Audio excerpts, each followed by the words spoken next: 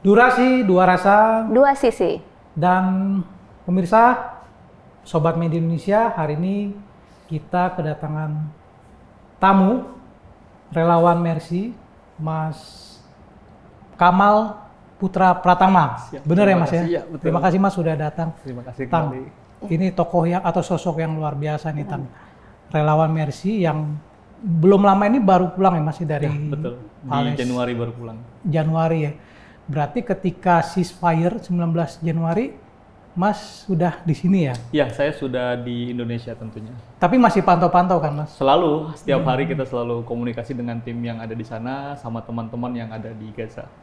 Bisa ceritain dikit nggak Mas, itu sekarang situasinya kayak gimana sih? Ya, situasi saat ini di Gaza tentunya setelah ceasefire ya, bercampur aduk sebetulnya antara kesenangan beberapa teman-teman yang merasa, oh oke, ceasefire sudah terlaksana. Namun yang terjadi ketika mereka kembali ke Gaza Utara, tempat mereka sebelumnya, mereka sedih karena rumahnya yang tadinya utuh, Porak-poranda ya pulang, itu luluh lantak sama sekali. Dan mereka akhirnya, tapi ada motivasi, ada semangat buat mereka itu kayak, ini harapan ketika ceasefire itu, kita bisa membangun lagi Gaza dari awal. Dan saya rasa sih semangatnya sih yang luar biasa ya. Dan mereka berupaya gitu bahwa nanti ini generasi-generasi baru nih akan tumbuh nih. Jadi akan memprioritaskan pendidikan-pendidikan lebih kuat lagi ke depannya. Jadi rasanya sebelumnya kan sudah sering ya ceasefire waktu sebelum-sebelumnya juga pernah gitu kan. Dan lagi setelah dibangun dihancurkan kembali, dibangun dihancurkan kembali, dan itu mereka menganggap bahwa ya sudah, ini sunatullah, sudah seperti biasa karena tanah kami ya memang seperti ini kondisinya. Jadi Mas Kamal masih kontak-kontakan juga ya kan? Ya. Mas Kamal kan perawat ya, petugas medis. Kabar dari sesama petugas medis di sana gimana? Kan mungkin ada yang tugasnya di mana terus harus mengungsi, apa balik lagi ke rumah sakitnya atau gimana? Kalau saat ini mereka memang belum ada ketetapan tempat mereka di mana sebetulnya. Mereka banyak masih ada di tenda-tenda pengungsian. Ya, mereka hanya mengaktifkan diri mereka itu untuk aktif di setiap rumah sakit. Jadi mereka berpikir kalau dia medis, ya tentunya setiap hari saya harus bantu pasien. Dimanapun itu dimanapun, ya. biasanya dia akan melihat rumah sakit terdekat yang ada dari pengungsiannya. Nah, dan teman-teman memang luar biasa sih ya. Mereka memang berupaya memang setiap harinya untuk ini apa yang kita harus perbuat gitu. Nggak hanya untuk bagian medis ya. Kadang mereka support juga saat pembagian makanan untuk masyarakat Gaza, itu tetap mereka lakukan. Ada berapa sih Mas sekarang rumah sakit yang tersedia gitu? Kalau nggak salah rumah sakit Indonesia udah nggak beroperasi atau gimana tuh ya? Jadi totalnya tuh di Gaza ada 33 sebetulnya yang aktif ya. Tapi aktif dalam kondisi tidak sempurna. Hanya bisa memberikan pelayanan seadanya. Yang untuk yang mayor itu cuma sedikit sekali. Di Gaza Tengah itu hanya ada Ashifa Hospital sama Public Aid Hospital dan Mamadani Hospital. Dan itu menjadi rujukan seluruh Gaza. Kalau di Gaza Utara sendiri, rumah sakit Indonesia itu sudah tidak bisa beroperasi, dan Kamal Adwan tentunya ya tidak bisa beroperasi. Namun saat ini sedang dipulihkan kembali, sedang diinstal kembali oleh Kementerian Palestina ya, dan beberapa NGO untuk membangun kembali sistem rumah sakit yang ada. Kan aku juga pantau-pantau terus tuh Van dari IG Mercy. Kalau nggak salah 28 Januari kemarin ya, baru berangkat lagi 2 hari lalu ya tim, dan di situ disebutkan mau penjajakan, mungkin mau rebuild rumah sakit Indonesia. Apakah memang memungkinkan dengan sudah porak-poranda itu, atau kita butuh berapa tahun atau bagaimana tuh? Ya, kalau ya memang sebelumnya saya ceritakan dulu tim yang berangkat ya tanggal 28 ini ya, 28 Januari ada 4 tim ya, yang 1 perawat, 2 dokter spesialis penyakit dalam, dan 1 spesialis bedah saraf. Nah, mereka berangkat di atas nama IMT Mercy tim ke-7. Saya tim ke-6 dan ini tim ke-7. Dan mereka berangkat memang untuk setelah terjadi ceasefire ini, kan program sebelumnya sudah ada. Mercy itu sudah membuat program, pertama yang Rumah Sakit Indonesia, yang kedua Field Hospital yang ada di Khan Yunis. Jadi yang maintenance ya untuk pelayanan. Namun saat ini semuanya ya, jadi akhirnya bukan hanya itu saja. termasuk pensuplai untuk makanan, suplai untuk alat-alat medis, itu semuanya diupayakan. Nah, termasuk bagaimana rebuild rumah sakit Indonesia. Ya pastinya nanti ketika akses sudah terbuka, misalnya Rafah sudah terbuka, terus beberapa border di Yordan itu sudah dibuka. Akhirnya mungkin kita bisa suplai pertama sih toolsnya dulu ya, mungkin ya akan alkes-alkesnya. Betul, alkesnya akan disiapkan kembali, baru ke pelayanan-pelayanannya. Biasanya sih itu kolaborasi ya. Kementerian Palestina pun saat ini selalu optimal ya untuk memberikan support, terutama rumah sakit yang kiranya bisa berfungsi nih dengan utuh. Kayak kemarin kita genset ya, dihancurkan kan, 4 genset besar itu dihancurkan. Nah, itu bisa disuplai dengan tim dari Kementerian Palestina. Dan diharap sih lama waktunya, walau alam ya kita nggak tahu. Namun kalau kita ngerasa miracle yang terjadi, nggak nyangka kita tiba-tiba 1 bulan 2 bulan ternyata sudah terrealisasi. Yang mudah-mudahan sih harapan kita lebih cepat ya supaya pelayanan untuk masyarakat bisa lebih cepat tertangani. Apalagi sebenarnya memang ya kalau kita lihat di sana juga kan ya Van, petugas medisnya itu udah kayak superhero gitu ya. Jadi nggak butuh ruangan yang seperti apa, dia dengan kondisi sedarurat apapun mereka tetap bisa melaksanakan gitu ya. Jadi mungkin kalau rumah sakit Indonesia mungkin asal bisa listriknya mungkin ya sudah bisa. Jadi memang lucu ya sebetulnya kita kondisinya saat kita waktu kemarin di Kamal Adwan di Gaza Utara. Jadi kita berangkat itu 2 dokter bedah umum, terus 1 dokter spesialis obgyn, yang 2 lagi perawat. Nah saat kita masuk ke sana ternyata banyak case-case pasien-pasien dengan ortopedi ya. Luka-luka fraktur yang harus diamputasi dan lain-lainnya. Dan itu kan sebetulnya harus dilakukan oleh dokter ortopedi. Namun kondisinya yang terjadi di saat itu tidak ada sama sekali dokter ortopedi. Hanya satu-satunya rumah sakit di Al-Udwan kayak nama satu rumah sakit itu. Itu di mana? Di Gaza Utara juga. Di utara. Namun kan aksesnya walaupun berdekatan ya, jarak 2 kilo itu dengan kondisi serangan yang masif, kita nggak mungkin berjalan. Jadi artinya kita ketika tidak ada sama sekali untuk bantuan itu, terpaksa tim Mercy Indonesia yang kebetulan Dr. Taufik spesialis bedah ini, dia punya pengalaman kan karena dokter senior, dia di awal itu tidak hanya di ortopedi diajari, tapi semua bedah itu pasti diajari kalau dokter-dokter senior itu kan. Akhirnya kita banyak melakukan tuh pertolongan-pertolongan yang semestinya bukan job kita, tapi mau nggak mau atas dasar kemanusiaan dan atas dasar bagaimana kita harus bisa menolong nih korban ini. Karena bahaya ya ketika itu tidak terselamatkan, infeksinya semakin meluas, sepsis, dan akhirnya bisa mengancam nyawa dari korban tersebut. Maka dokter-dokter dari Mercy melakukan, walaupun ya kalau di Indonesia mungkin secara hukum sudah salah ya, betul. Tapi alhamdulillahnya di situ dengan kesepakatan dokter-dokter Gaza, karena tidak ada lagi nih dokter spesialis itu tidak ada di sana. Jadi dokter umum dia melakukan tindakan bedah. Itu kan luar biasa kan. Nah makanya sangat terbantu sekali ketika tim Mercy Indonesia datang ke Kamal Adwan, dan itu 1 hari itu rangkaiannya banyak sekali kita melakukan operasi itu. Dan sangat-sangat tidak ada waktu untuk istirahat. Jadi kadang kita baru selesai operasi, kita mau break kan ya. Manusia kita kan ada waktu fatigue juga kan. Lalu diketok, dokter, pasien. Ya, jerohah katanya. Oke, kita siap untuk ke ruang operasi, kita lakukan operasi. Begitupun kita mau break lagi, bahkan makan pun kadang kita nggak sempat ya. Yang semestinya boro-boro kita bisa makan pagi, siang, malam gitu ya. Ketemu makan misalnya kita di jam 3 sore, kita secepat mungkin kita makan. Dan itu makanan bukan makanan yang lengkap ya, artinya kita hanya makan karbohidrat saja sudah cukup. Setelah itu kita langsung operasi lagi. Dan luar biasa, banyak yang saya rasakan korban-korban yang tadinya ke halt ya, dia nggak bisa sama sekali untuk dilakukan pengobatan atau operasi. Namun saat tim Mercy Indonesia datang, alhamdulillah tuh pasien-pasien yang tadi itu bisa kita schedulekan untuk operasi. Yang paling berkesan mungkin hari itu atau kejadian apa penanganan? Ya kalau saat ini yang misi kedua di IMT 6 ya, sebelumnya kan saya di IMT 2, terus yang sekarang IMT 6. Nah saat berangkat yang ke IMT 6 ini, case-nya ini kan kebanyakan karena kita bawa dokter spesialis bedah ya. Artinya di situ banyak case-case yang mayor, case-case yang berat, ya? Luka peluru tembus di bagian perutnya, ya itu yang harus kita laparotomi, kita harus buka semuanya. Jadi case-case-nya itu banyak sekali. Bahkan yang kita lihat dominasi ya di anak-anak ya, itu kasihan sekali mereka harus dilakukan laparotomi.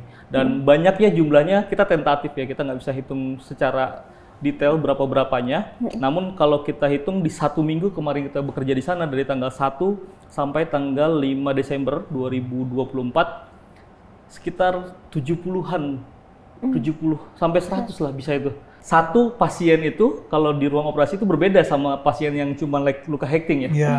Ini kan besar, dia Iya. operasi besar, pengerjaannya itu bisa 4 jam, 5 jam.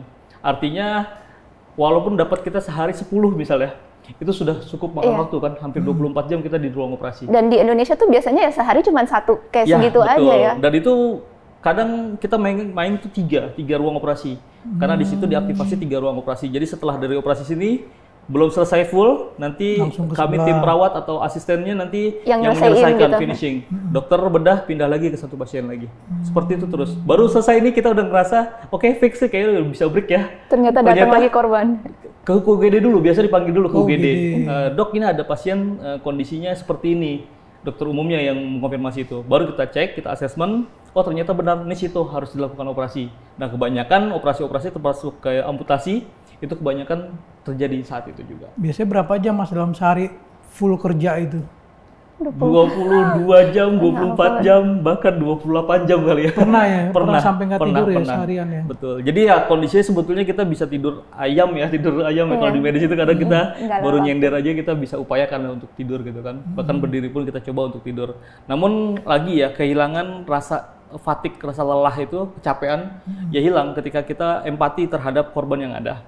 Jadi pas kita ngelihat ini lebih penting nih. Mata saya masih bisa lah ditahan sekitar 1 jam 2 jam lagi. Yang penting pasien ini bisa tertolong. Seperti itu. Dan Tiba-tiba itu- di sana energinya ini ya, entah Iya. dari mana Nambah gitu berkali lipat ya. Ya betul. Karena balik lagi ya niat awal saat kami datang itu memang Mau nolong. ya mau membantu di sana. Jadi pas kita dapat kesempatan ini yang nggak semua orang bisa punya kesempatan ini, ya kita maksimalkan. Kalau yang dilihat di sosmed itu kan ada yang sampai operasi tanpa obat bius. Itu sempat ngerasain juga nggak? Kalau kemarin sih ada ya beberapa ya yang minor-minor itu ya tanpa obat bius memang karena obat bius itu sangat sangat stoknya sangat terbatas sekali. Jadi ada beberapa yang sekitar 5 sampai 7 cm lah mereka tidak dengan obat bius. Tapi kalau yang mayor ya pasti kita berikan obat bius walaupun kadang terkendala. Misalnya kayak kemarin di Kamaladuan serangan ke pom oksigennya. Sentral oksigennya itu dihancurkan. Jadi kita harus pakai portable oksigen. Itu biasanya kita siasati lah walaupun itu sebetulnya kurang SOP-nya. Tapi berarti obat tuh bukan yang dibawa tim Indonesia aja ya? Pakainya Ya, pakai yang kita supply bawa mereka beberapa ya? juga ya obat-obatan yang memang kita sudah simpan ya di sebelum kita berangkat itu udah ada dan sebagian memang sudah ada di rumah sakit yang disuplai. Memang WHO selalu mensuplai tuh beberapa rumah sakit untuk kebutuhan operasi. Satu misi berapa lama sih Mas? Satu misi tergantung ya kadang-kadang. Jadi kalau tertulisnya kadang 3 bulan, 1 bulan gitu kan. Tapi tergantung kondisinya. Ternyata kalau di sana kayak nggak bisa keluar misalnya gitu kan, ya bisa jadi 2 bulan atau 6 bulan.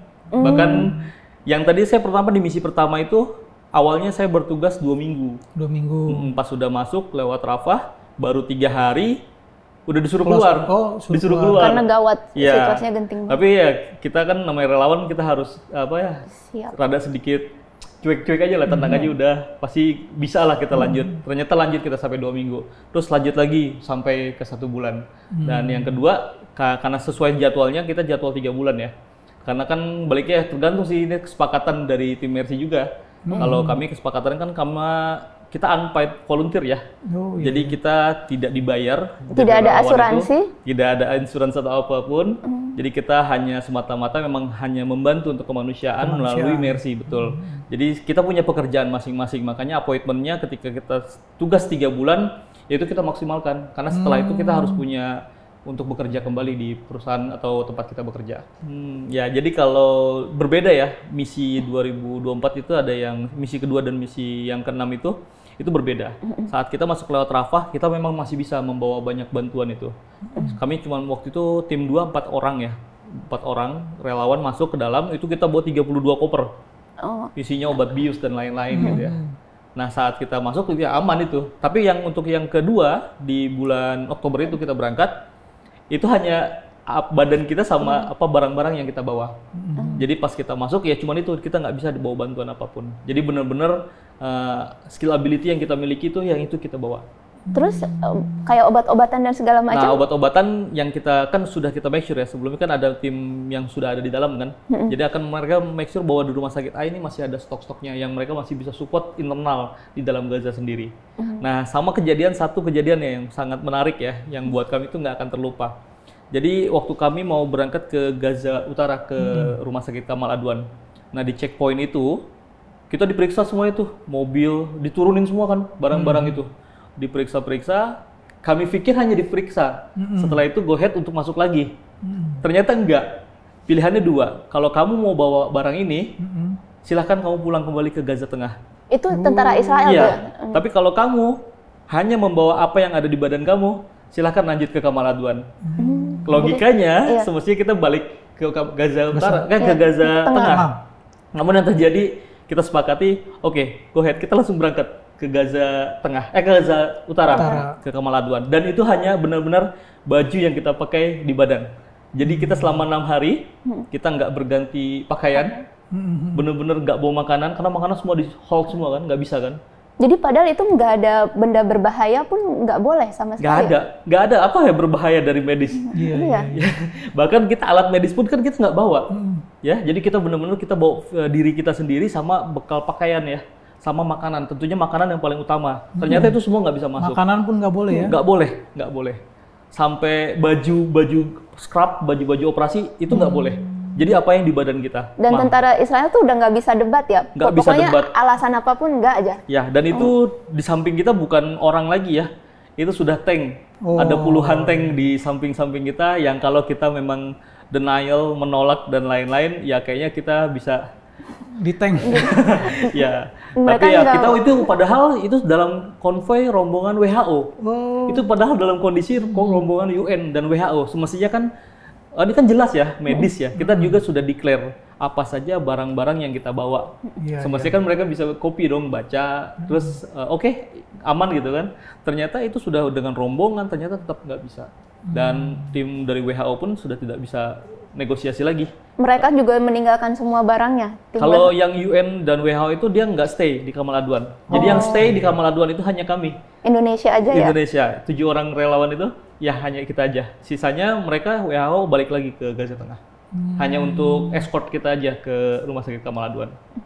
Terus tadi katanya Mas sempat kan makanan ditinggal tuh, jadi makan apa selama 6 hari? Nah itu kita juga sempat bingung kan ya, makan apa ini kalau kayak gini ya kan? Apalagi ada satu orang Pak Edi, dia yang mengatur logistik kita kan. Ya ternyata itu kita baru yakin ya miracle-nya itu kata-kata yang dulu kita dengar, rizki minallah, rezeki dari Allah, itu tenang aja udah gitu kan. Ternyata memang benar. Kita dijamu beberapa kali gitu makan sama masyarakat Palestina yang ada di rumah sakit ya. Jadi apa yang kita makan ya itu yang mereka makan juga, sama kita. Dan kita dapat sehari itu supply dari mereka 2 kali, makan siang dan makan malam ya. Jadi gitu ya, bukan makan malam yang mewah ya, artinya hanya cukup untuk survive lah. Dan di situ saya ngelihat kok teman-teman dokter Husam juga kan kita satu rumah sakit. Dokter Husam yang saat ini ditahan tuh, masih ditahan. Kita satu rumah sakit sama mereka itu. Dan itu ada kondisi waktu kami harus evakuasi ya. Ya jadi waktu serangan itu jam 4 pagi di tanggal 5. Ya, tanggal 5 Desember. Itu jam 4 pagi kami masih tidur ya, Di rumah sakit. Tahu-tahu boom. Kencang sekali itu suara. Kalau ibarat gempa itu 7, sekian skala Richter rasanya. Dan itu udah shaking si gedung rumah sakit itu. Saya bangun, saya sekamar dengan Dr. Taufik. Dok, ini sepertinya bom besar. Kita harus evakuasi sepertinya. Oke Put, coba kita akses dulu ya. Udah kita prepare barangnya, badan kita doang tapi belum kita evakuasi barang gitu kan. Pas ternyata benar di luar itu sudah banyak yang untuk kita evakuasi ke lantai 2. Akhirnya kita bawa, hanya badan kita memang belum bawa barang-barang karena kita mengerikan sekali. Serangan itu bukan cuma sekali ya, tapi ini benar-benar udah menyentuh ya. Bombardir, dan itu eskalasinya dari tanggal 1 sampai tanggal 5 itu yang paling keras di tanggal 5. Semakin parah banget. Itu sudah nyentuh bahkan tim medis yang bekerja di UGD 2 hari sebelum kejadian itu sudah banyak yang terkena. Jadi mereka itu di pintu gerbang UGD itu sudah ada bom lontarnya. Jadi tiba-tiba masuk dan kebetulan sekali ini qadarullah, alhamdulillah saya diberikan keselamatan juga. Saya waktu itu mau ngambil lidocaine yang kurang itu. Ternyata udah sini ada satu perawat lain, saya aja yang ngambil. Ternyata Keluar. dia nggak keluar, cuman di selasar UGD itu. Cuma mau nyebrang gitu ke ngambil ke ruang obat, ternyata kaki dia yang kena. Dan di situ saya ngerasa ini sudah banget masuk ke dalam. Dan saya rasa sih ya semestinya rumah sakit itu adalah tempat yang paling aman. Harusnya steril Betul. dari serangan ya. Namun ternyata rumah sakit malah dijadikan sasaran utama bagi mereka. Dan itu korban-korbannya ada satu kisah, satu anak ya, Jojo namanya kita panggil itu, yang setiap hari kalau pagi siang itu dia ketok-ketok kamar kita kalau habis selesai sholat zuhur misalnya, amu balon. Biasa seperti itu. Dia ngungsi di situ sama keluarganya. Iya, ngungsi di situ. Dan dia main-main di rumah sakit itu kan, setiap minta balon, minta foto kayak gitu kan. Nah, pas sore itu di tanggal 4 ya, tiba-tiba ada ledakan besar. Tanggal 4 ya? Iya, pas udah itu kita evakuasi, saya kebetulan di tim triase di depan di UGD itu. Saya melihat ini anak ini saya kenal sekali, sedang digotong gitu. Ternyata luka di bagian belakang luar biasa, parah sekali. Dan itu apa ya? Saya kebayang, saya punya anak perempuan. Yang itu sampai detik ini masih kebayang gimana rasanya tuh nggak salah itu anak. Iyalah anak-anak. Nggak ada, dia nggak megang senjata, nggak megang apa-apa. Saking polosnya mereka. Mereka itu kayak, itu bukan tempat mereka untuk bermain, betul kan? Iya. Itu karena keadaan nggak ada lagi. Dan akhirnya pas kita melihat luka, kami di ruang operasi saat mengoperasi Jojo itu nggak berhenti selama 2 jam melakukan operasi itu, kita nangis terus. Jo, ayo Jo sembuh, ayo Jo sembuh. Jadi gimana kita kenal banget sama anak itu kan, dan hidungnya juga, wajahnya kena dia, belakangnya kena, kakinya pun satu harus di apa? Tidak diamputasi tapi harus dioperasi juga di ortopedi. Dan kita lihat ini baru satu ya yang kita kenal ya. Datang lagi pasien korban lagi, teman sejawat kita. Oh, teman sendiri ya. Teman sendiri yang dari masyarakat Gaza. Wah, itu kayak apa ya? Stresor kita memang meningkat akhirnya. Karena bukan hanya melihat korban tapi teman-teman kita. Begitu Dokter orang Husam, yang dikenal jadi lebih ini. Tapi ketabahan kami muncul lagi ketika ini kami baru berapa hari di sini. Tapi Dokter Husam dan kawan-kawan yang di Rumah Sakit Kamal Adwan, mereka bisa bertahan 15 bulan di utara itu sangat luar biasa. Mereka bertahan dengan ketiadaan dan lain-lain. Dan mereka tetap support setiap harinya. Setiap itu selalu bantu, operasi apapun mereka coba untuk bantu. Dan itu kita rasa sih penguatan ya, bahwa kalau dibilang kita waktunya sudah selesai, mungkin hari itu kita harus selesai. Nggak ada apa-apa kita ternyata. Tapi ternyata Allah kasih kekuatan, ayo kita masih banyak yang perlu dibantu. Dan akhirnya selamat, Jojo itu. Jojo itu selamat. Gimana kabarnya terakhir Mas? Jojo kabarnya kita lost kontak sekarang, karena teman-teman yang di Kamal Adwan setelah evakuasi, karena beberapa handphone mereka juga ditahan kan oleh Zionis itu. Jadi mereka sulit sekali komunikasi, hampir setiap hari saya coba kontak. Tapi beberapa kita ngelihat akhirnya ada postingan-postingan di Instagram atau di YouTube. Oh, alhamdulillah si dokter ini selamat, dokter ini selamat, perawat ini selamat. Kita dapat informasi. Tapi kalau Jojo sendiri saya belum dapat kabar. Mudah-mudahan selamat dan mudah-mudahan lagi bisa pulang ke rumah ya. Ya betul. Dan itu saya apa ya? Kalau ada mungkin yang saya pernah kirim gambar yang saya operasi waktu itu ngusap-ngusap anak itu ya. Itu saya sangat tersentuh sekali ya. Bahwa ini kasihan sekali. Jojo yang tadinya cuma minta-minta balon ke kita, tiba-tiba dia harus jadi korban keganasan. Itu kalau nggak salah sadar kan? Yang anak yang masih Iya, itu setelah operasi ya, setelah operasi. Dan itu saya masih merasa bersalah seandainya ini selalu ikut saya di samping saya. Atau kalau bisa saya gendong deh biar aman gitu. Ada rasa-rasa kayak gitu ya. Karena saya ngerasa, ya mungkin kalau kita punya keluarga, punya anak, pasti akan berasa seperti itu. Pengen melindungi gitu ya. Ya, pastinya. Kalau bisa udah sini, masuk ke kamar saya, biar aman gitu kan. Karena balik lagi ya, kita susah sih kalau kita bilang selamat dari zona penyerangan itu. Kita mau ngumpet di mana aja, mereka bisa nyerang di mana aja. Itu benar-benar udah miracle ya, udah nggak ketemu. Betul, dan saya nggak tahu kemarin kita bisa selamat itu gimana, saya nggak tahu. Tim medis setempat situ, mau dari asing, mau apapun itu memang udah nggak pandang bulu. Iya, nggak pandang bulu. Jadi gini, ada satu cerita menarik, ini saya belum ceritain ya, memang saya juga merinding kalau cerita ini.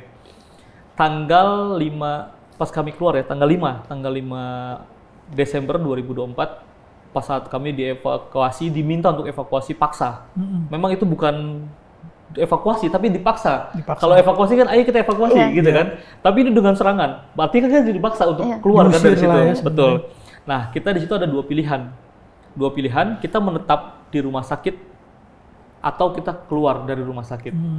Kami berpikir kalau kami tetap di sini bisa jadi membahayakan nyawa pasien, dokter Husam dan lain-lain. Kalau kami keluar, kami bisa menyelamatkan beberapa nyawa. Karena kami saat keluar itu 4 meter dari gerbang kita keluar, itu satu yang ditembak. Kita udah berdiri nih ratusan orang di belakang kita, itu di depan gerbang itu ada satu yang sudah ditembak mati, ibu-ibu, tapi membawa bayinya. Bayinya kan masih tergeletak kan? Iya. Nah, ada salah satu orang laki-laki yang ngambil bayinya dan itu kena kupingnya kan. Untungnya bagian telinganya saja yang kena. Dan setelah itu kita sudah dikasih pemandangan, tuh lihat. Kayak gitu. Kita evakuasi antara dua.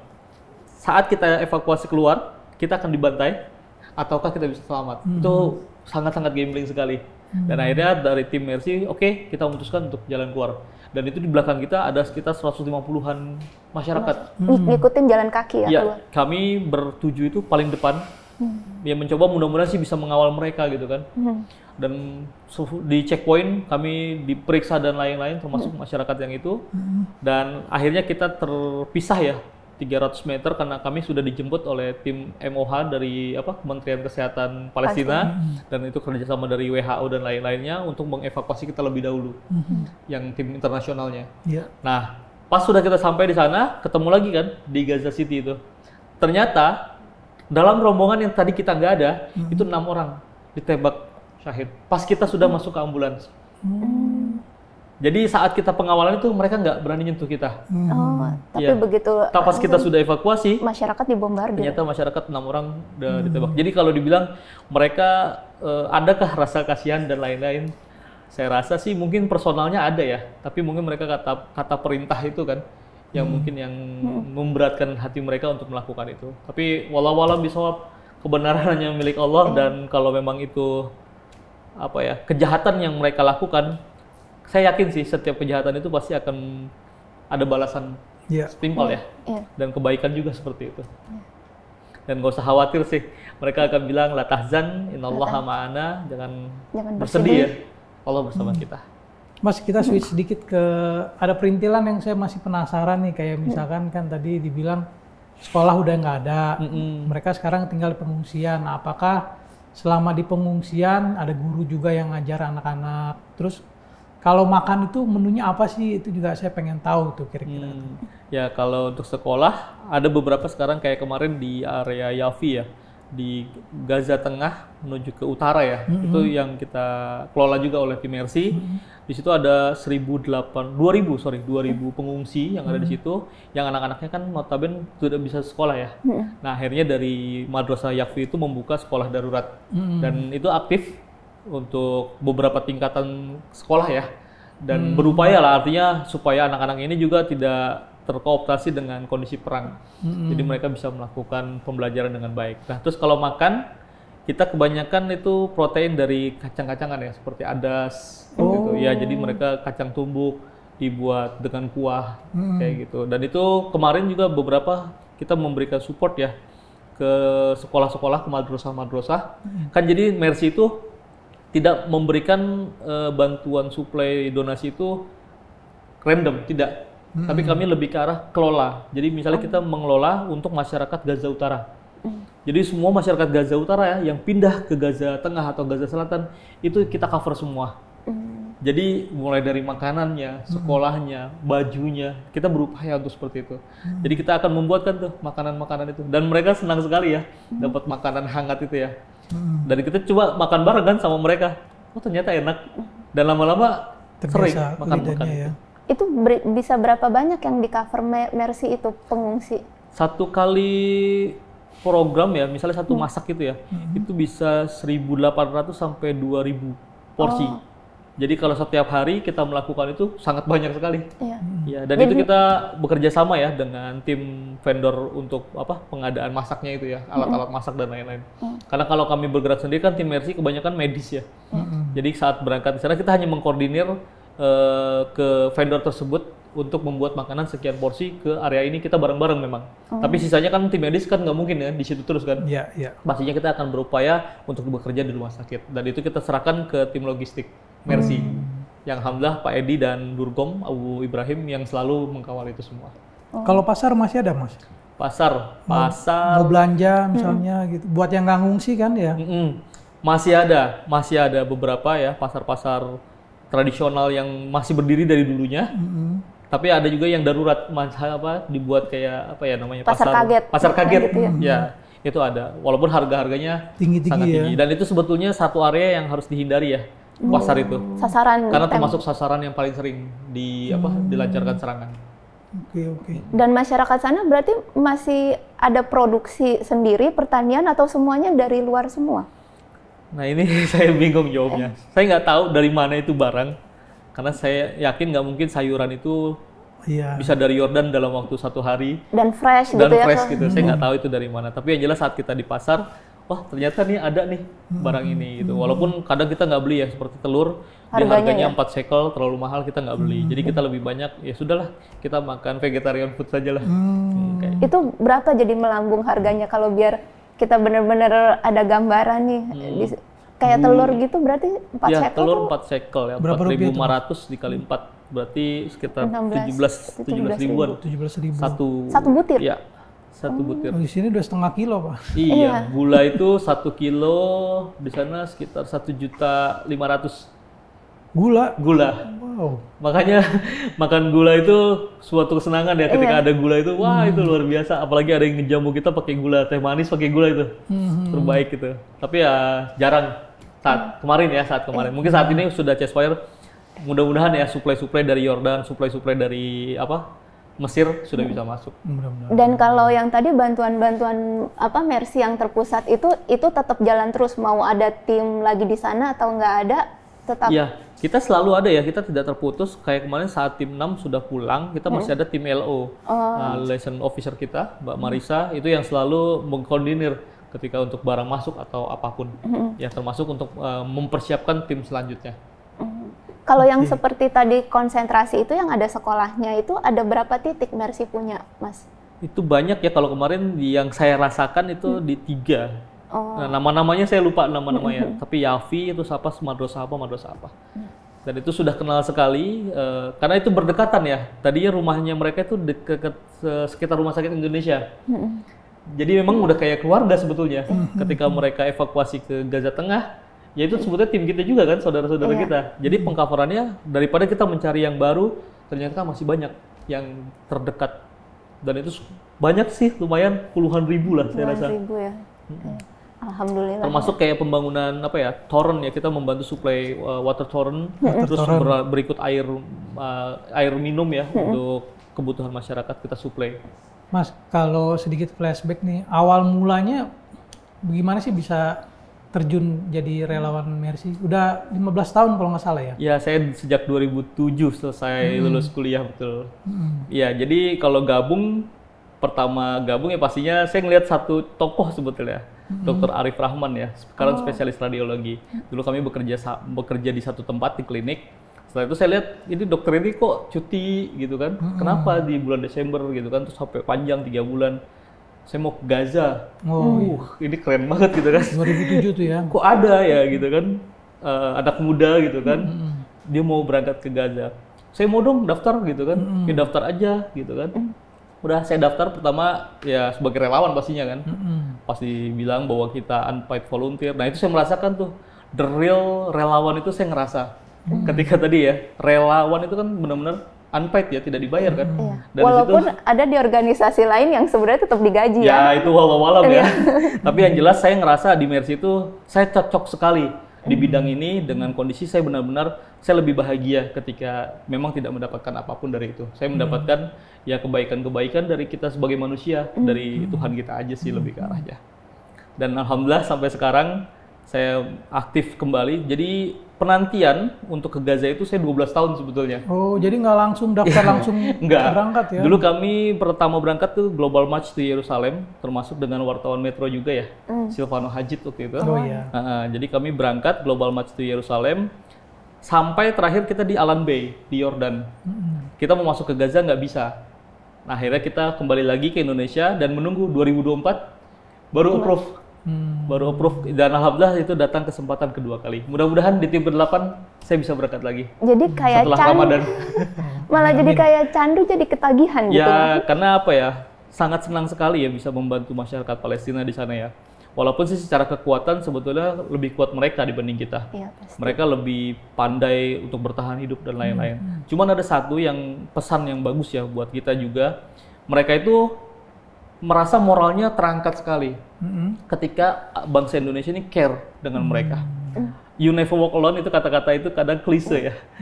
Kamu nggak akan berjalan sendirian. Ya itu dia merasa bahwa dengan adanya kita, dengan ada negara-negara lain yang membantu, mereka tuh kayak nggak sendiri, gitu kan. Dan banyak kan sekarang nyinyir yang bilang move to Indonesia, ya kan, disuruh pergi ke, meninggalkan aja negaranya gitu. Dia bilang apa? Ini teman-teman saya bilang, Putra, I know Indonesia itu cantik.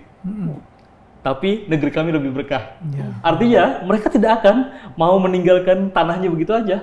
Mereka nganggap tanah kami ini diberkahi kan, tanah yang diberkahi sejak zaman dahulu. Dan akhirnya mereka memutuskan saya lebih cinta dengan negara kami. Walaupun kami akan berkunjung karena Indonesia adalah salah satu negeri saudara kami. Sebelum ke situ Mas, saya ingin elaborasi dulu kan. Mas juga katanya punya anak gitu, punya istri.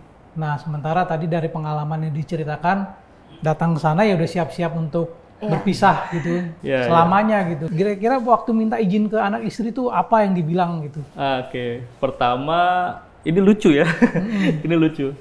Pas pernikahan, kebanyakan teman-teman saya itu pas mengucapkan salam itu kan biasa ke pengantinnya kan, yang sabar ya, yang sabar. Itu jawaban apa?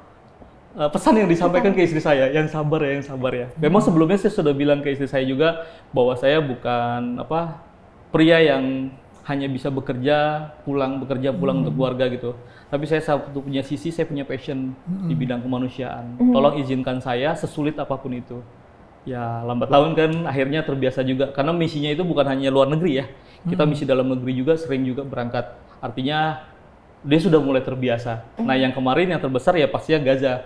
Gaza itu unik karena jelas resiko tingkat bahayanya lebih tinggi. Dan yang pertama berangkat rada galau, tapi setelah saya coba memberikan penjelasan lagi bahwa saya bukan ingin dikenal oleh anak saya itu hanya sebatas pekerja. Saya pengen anak saya ketika saya udah nggak ada, dia kenal saya itu sebagai pejuang yang bisa menafkahi keluarganya, yang bisa memberikan pengabdian kepada masyarakat banyak. Seperti itu. Saya pengen seperti itu. Karena saya yakin banyak sih ya contoh-contoh itu dari Dr. Yose ya, dari pendiri Mercy itu. Kita melihat mereka itu luar biasa meninggalkan segala-galanya demi satu hal kemanusiaan. Dan alhamdulillah dari situ mulai paham. Dan saya rasa sih istri juga sudah mulai memahami ya, dan anak-anak juga sudah mulai tahu. Dan saya senang gitu ketika anak saya bilang, abah aku dari Gaza loh, gitu. Jadi kebanggaan itu ya. Jadi ada kesenangan bahwa ya baguslah gitu kan. Jadi alhamdulillah, mudah-mudahan sih saya berharap anak saya nanti akan menjadi generasi selanjutnya ya, perjuangan-perjuangan untuk pembebasan Gaza seperti itu. Jadi relawan itu bukan cuman yang berangkat ke sana, keluarganya juga sekaligus jadi relawan semua itu ya. Juga ya Mas. Betul. Jadi ada satu hal yang kita mau jadi ikut andil ya dalam perjuangan ya. Kita kan suka ya, kita kalau berbuat suatu hal baik itu pastinya pengen kan satu bagian itu kan. Dan di Mercy itu adalah satu kesempatan ya untuk menjadi bagian itu. Dinamikanya luar biasa. Bagaimana kita berpikir bukan hanya, tadi kan banyak yang nggak suka misalnya, kenapa sih di bangsa kita, di negara kita masih banyak butuh pertolongan. Oke, Mercy juga tidak bergerak hanya di luar negeri, tapi di Indonesia tuh tetap continue gitu. Setiap bulannya itu ada program-program yang terus berjalan. Dan kenapa Gaza kita menjadi prioritas? Ya karena tadi eskalasinya, terus prioritasnya untuk dia diberikan pertolongan itu sangat-sangat nihil kan, banyak orang yang sulit masuk ke dalam sana. Nah alhamdulillahnya Mercy bisa. Nah ketika dapat peluang itu ya maka bisa dioptimalkan. Menarik tuh Tang, berarti nggak harus yang murni perawat ya. Mungkin Bintang mau jadi pengen sih. Tapi berkecimpung. Mental saya kayak belum seberapa nih manusia pilihan Van yang bisa ke sana. Teman-teman kita sini Bang Jen mau. Iya. Kalau syaratnya kali ya. Kalau syarat sebetulnya sudah dilepas kali, maksudnya sudah di-share ya oleh Mercy juga ya. Syaratnya yang pertama tentunya kalau dia medis, dia punya sertifikasi medisnya ya. Dia stratanya jelas dari mana gitu kan, sampai ke sertifikasi, sampai keahliannya dia apa saja. Perawat pun seperti itu normatif lah kalau yang medis sudah jelas. Nah yang non medis nanti disesuaikan lagi, misalnya dia engineer sipil ya, pembangunan rumah sakit atau alat-alat elektromedik, itu bisa dia juga mendaftarkan. Atau yang lain-lain seperti halnya dulu pembangunan rumah sakit, yang membangun itu kan bukan hanya engineer Pak, tapi termasuk tukang-tukang kan, tukang-tukangnya. Nah itu banyak juga yang jadi disesuaikan dengan prioritas nantinya. Diberangkatin kemana nih? Ke Gaza. Untuk apa? Pembangunan rumah sakit kan nggak mungkin Pak dokter semua, ya kan? Dokternya bagian yang penanganan rumah sakit, penanganan pasiennya. Yang rumah sakit nanti dibangun nanti oleh tim engineer sama tim tukang seperti itu. Jadi syarat bahasa? Syarat bahasa, ini unik nih, Dr. Yosin lu pernah bilang, almarhum ya, pendiri founder Mercy Indonesia. Dia bilang bahasa kita tuh bahasa hati sebetulnya. Jadi tenang aja udah, dia ngerti kok apa yang kita omongin. Walaupun kita hahu-hahu, tapi mereka akan memahami. Karena tadi kita ada kecenderungan ketika kita muncul ke sini, itu sudah jelas tuh, secara nalurinya sudah sama kan. Oh kita mau nolong dan dia mau ditolong. Sudah, tiba-tiba kita berkomunikasi apapun ternyata bisa. Walaupun nanti ya learning by doing-nya ya, ketika sudah di lapangan ya bahasa Inggris kita semakin bagus. Ya karena setiap hari kan mau nggak mau. Kami sudah di briefing ya dari tim Mercy itu, kami datang ini untuk membantu korban-korban dari pembantaian ini.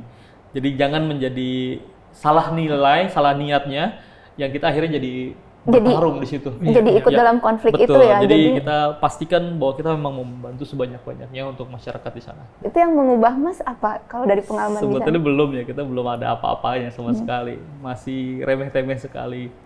Tapi kami berupaya gitu, mempelajari sejarah juga akhirnya ya. Dengan adanya kita membantu Palestina, kita mempelajari sejarah juga. Bagaimana kita dulu memenangkan Palestina itu dengan utuh saat Salahuddin Alayubi. Masa tunggunya itu bukan setahun 2 tahun, tapi puluhan tahun.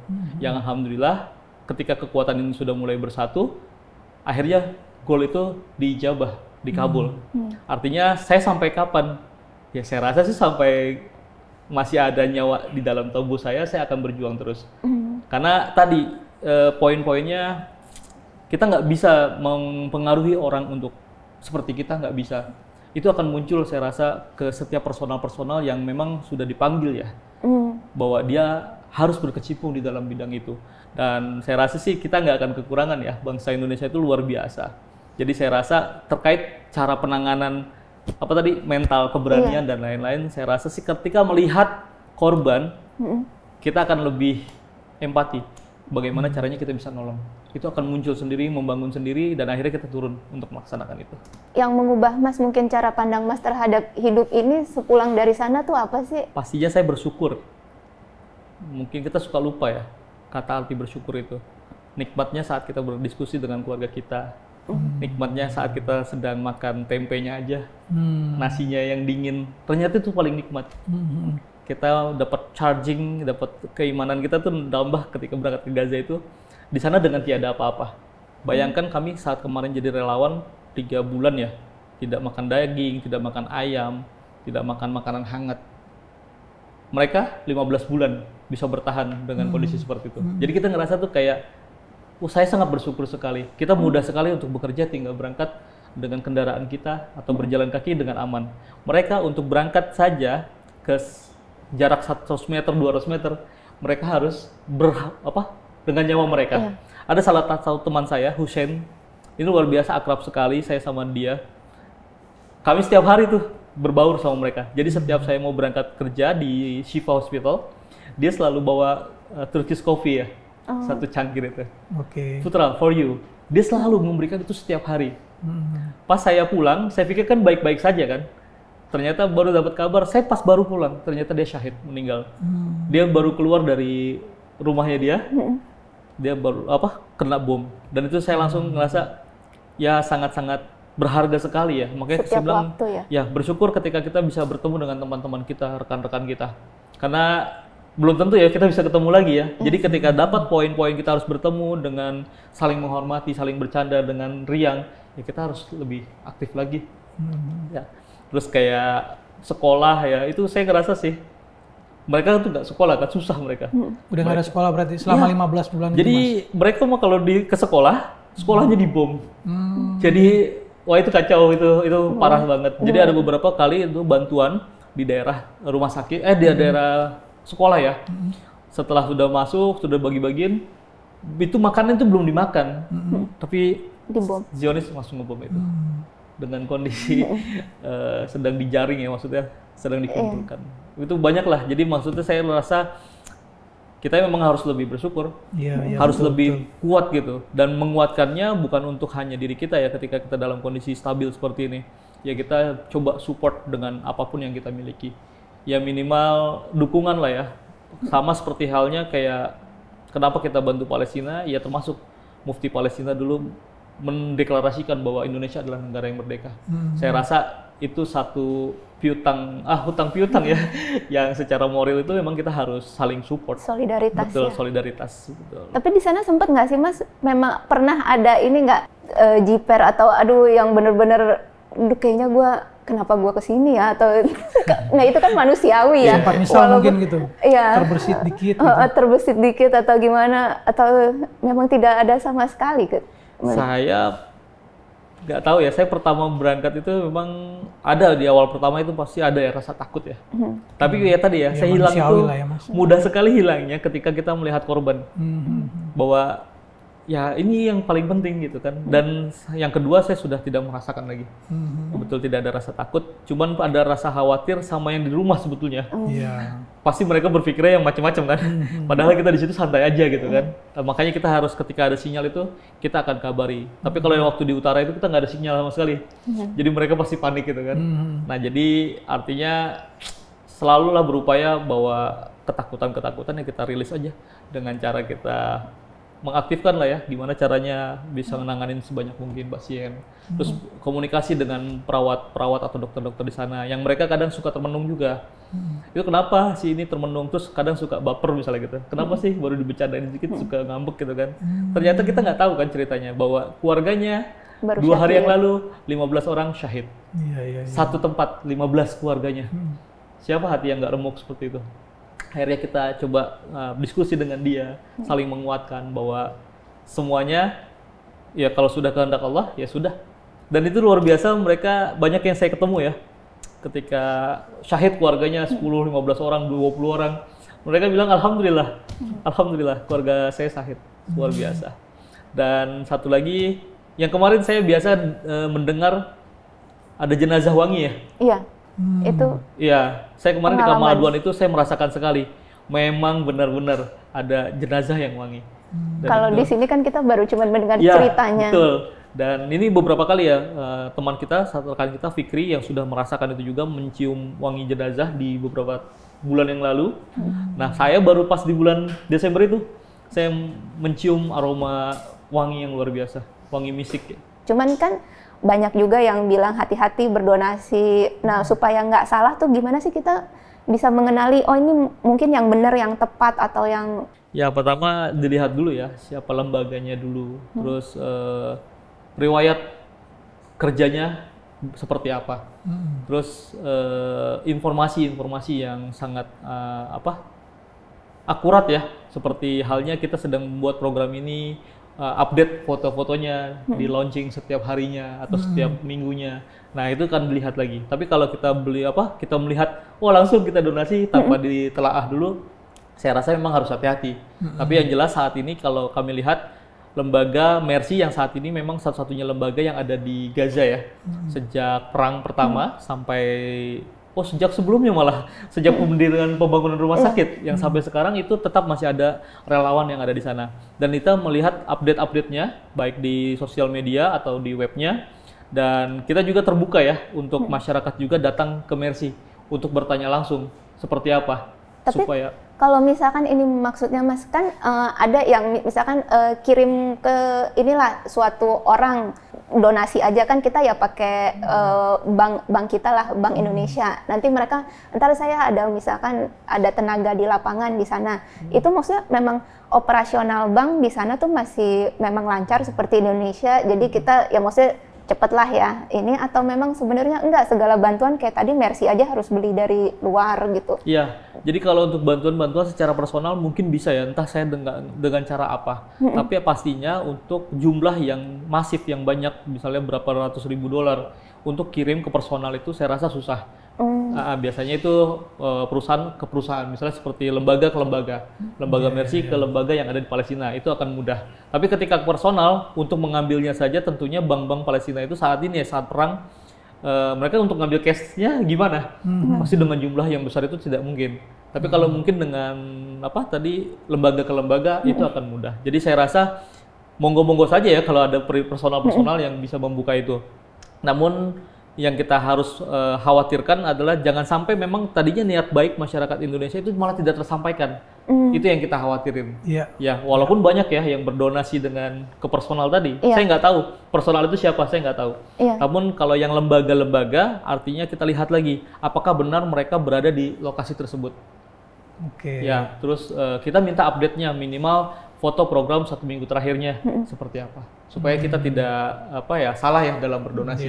Tapi kalau bank tuh di sana masih beroperasi ya Mas? Ada Bank of Palestine. Kita kan membayangkannya, sistem keuangannya gimana ya kalau sistem kesehatan aja di layanannya sulit gitu kalau ya. memang keuangan memang ada bank beroperasi, tapi memang tidak normal ya, tidak normal seperti biasanya. Terus ada ATM yang itu kalau ngantri, kami di bulan April 2024 itu yang ngantri itu 1000-an itu ATM, dan itu ada batas maksimal penarikannya berapa, $100 kalau nggak salah per day-nya. Artinya makanya tadi saya bingung ketika ada donasi miliaran ke personal, terus mau ngambil di sana, itu saya rasa saya belum tahu jawabannya seperti apa. Hati-hatilah ya. Jadi hati-hati yang seperti itu. Lebih kita selektif lagi ya mau kemana seperti itu. Mas, kita kembali dikit lagi Mas yang soal wacana dari Presiden Donald Trump itu yang ingin warga Gaza itu direlokasi entah ke Mesir, Yordania, bahkan ada usul ke Indonesia. Tapi kan tadi Mas Putra sempat bilang warga sana sendiri mikir, ngapain saya tinggalin negeri saya yang indah ini gitu. Nah gimana tuh Mas? Mereka bilang negeri mereka berkah. Ya yang berkah itu berarti ya. Tapi dibilang Indonesia itu cantik, negara-negara lain itu cantik. Tapi keberkahan itu tetap ada di negara kami. Jadi mereka akan berupaya tidak akan meninggalkan tanah airnya mereka. Sama ya seperti kita ya, orang Indonesia ya. Betul. Kayaknya kita kalau direlokasi misalnya disuruh ke negara lain, kayaknya lebih cinta deh sama negara kita. Jadi mentalitas bahwa ini tanah airku ya benar. Betul, itu sudah tertanam lah di jiwa mereka. Adapun mereka yang harus keluar negeri, sekolah, yaitu ada keperluan kan. Ada sekolah, ada keperluan untuk bekerja, itu bisa jadi. Tapi kalau mereka harus meninggalkannya, saya rasa tidak. Kalau motivasinya misalnya selama direlokasi, nanti wilayah Gaza itu diperbaiki, sesudah diperbaiki itu mereka bisa kembali lagi itu. Jadi untuk mempermudah pembangunan kira-kira seperti itu alasannya. Enggak sih ya, masyarakat Palestina itu pintar ya, cerdas mereka. Dia tidak mudah untuk termakan satu ajakan-ajakan yang belum jelas kepastiannya. Jadi lebih ke arah apa yang kita ada saat ini ya kita bangun kembali dari awal. Mereka lebih berupaya seperti itu. Ya jadi mereka udah tenang aja, kita bangun aja sendiri. Apalagi ketika mereka dengan kondisi apapun ya, kalau kita melihat mungkin kita sendiri sudah tidak sanggup, mereka dengan kondisi apapun tidur di pasir dan apa ya tetap memilih di... Banyak sih ya, kita itu baru yang hal fisik ya, physically yang bangunan dan lain-lain gitu masih bisa tanpa ada rasa sakit ya, maksudnya ketika dibangun lagi bisa aja kan. Ini yang kondisi sakitnya aja, ini anak kecil gitu ya, yang saya saat lagi lakukan penjahitan di bagian wajah, dia malah murotal. Terus dia malah menanyakan, kalau bahasa Indonesia itu, Om, teman-teman saya yang di sana gimana? Diobatin nggak kayak saya? Kalau saya kecil ditunda aja mereka dulu. Itu kan yang kayak gitu. Padahal anak kecil ya. Jadi awareness mereka, kesadaran mereka untuk membantu sesama itu luar biasa. Bukan yang lebih luka lagi gitu. Iya betul. Jadi artinya bisa nggak kita bantu mereka dulu gitu. Kita mah kecil kok gitu. Makanya ketika ada kondisi apa yang harus kita bangun, ya saya rasa sih mereka akan autopilot ya. Mereka akan melakukan itu. Dan benar negeri itu memang diberkahi, betul. Kita nggak tahu dari mana kayak tadi sayur-sayuran dan lain-lain, tapi memang selalu ada di sana. Kalau Mas Lia tuh apa sih yang membuat, ya tentu karena mereka memang udah dari sejarahnya dulu ya, memang sudah terbiasa dengan kondisi keras penuh perjuangan gitu ya, ditambah lagi memang sangat religius, tapi apa yang membuat mental orang-orang Palestina tuh sekuat itu kalau Mas lihat dengan di sana sehari-hari gitu ya? Ya kekuatan mereka ya tadi ya karena merasa bahwa ini adalah negara kami ya. Ya jadi ya tentunya mentalitas kepemilikan itu, rasa memilikinya pasti ya tinggi. Dia harus mempertahankan dong apa yang dia miliki. Dengan sejarah-sejarah yang kita bisa cari sendiri ya. Bagaimana yang tadinya Palestina itu merdeka dengan leluasanya mereka bergerak, terus mereka menjamu orang atau menolong orang yang dalam kondisi sulit. Ternyata orang yang ditolong itu malah mengusir. Nah itu kan kondisinya seperti itu. Sekarang kita nggak bisa lagi. Benteng terakhir itu hanya saat ini di Gaza. Ya, kalau di Al-Quds di tepi barat itu jelas ya dia diokupasi kan sudah pendudukan. Tapi yang paling merdeka saat ini Gaza, yang tidak ada pendudukan, karena perlawanan yang ada di situ kan. Nah saya harap sih semoga mulai dari Gaza akan merambat lanjut keseluruhan Palestina pastinya. Seperti zaman Salahuddin Al-Ayyubi tadi, kita pengen tuh jadi salah satu bagian sejarah itu ya, bahwa kita pejuang-pejuang yang siap untuk memerdekakan Al-Quds. Kalau di sana kan banyak ya, karena perang ini banyak anak-anak jadi yatim piatu juga. Bagaimana Mas melihat sendiri di sana, mungkin yang tidak tertolong dengan donasi-donasi bantuan, mereka tuh gotong royongnya tuh seperti apa sih? Saya melihat di pemberitaan juga kan banyak anak seperti yang kemarin meninggal dunia ya, syahid kakek dari RIM itu kan ya. Dia juga banyak menolong anak-anak lain yang yatim piatu. Apakah di sana tuh memang karena mindsetnya seperti itu sudah otomatis gitu? Ya. Siapa yang yatim piatu ya pasti akan ditolong dengan orang yang ada gitu. Betul. Ya tadi kan sifat empati ya. Mereka tuh memang sudah menyatakan bahwa mereka adalah bersaudara kan. Jadi yang the real bersaudara itu nggak cuma di lisan ya, tapi mereka melakukan. Ketika ada anak yatim piatu yang memang orang tuanya syahid, terbunuh saat perang, atau bukan saat perang, ini lebih ke arah saat pembantaian. Ya lebih tepat sekali itu kan. Nah itu mereka akan diasuh. Jadi kadang kalian melihat bertanya gitu beberapa teman wartawan, saya punya anak itu sekitar 300 putra katanya. 300. Jadi mereka menghimpun dari entah saya nggak tahu dari gaji mereka untuk menafkahi anak-anak itu. Yang pasti mereka itu harus kita jaga. Betul. Jadi memang semuanya ya. Mungkin saya juga kalau ada terus menetap di sana, bahkan saya minta kok kalau bisa nih saya bawa deh beberapa anak Palestina ke Indonesia. Tapi mereka tidak mau. Udah saya maunya di sini aja. Jadi ya pasti ya kita mau support siapapun itu. Ya. Mas, ini kan masih gencatan senjata tahap pertama ya. Masih sementara kan akan ada 2 dan 3 menuju permanen gitu.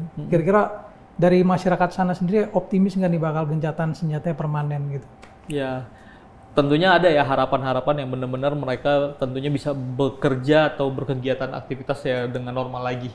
Tidak ada kecenderungan ketakutan dan lain-lain. Walaupun saat ini setelah ceasefire tahap pertama ini, mereka sudah bisa lah tanpa ada, kalau kemarin kan kita 24 jam itu rong-rongan suara drone ya.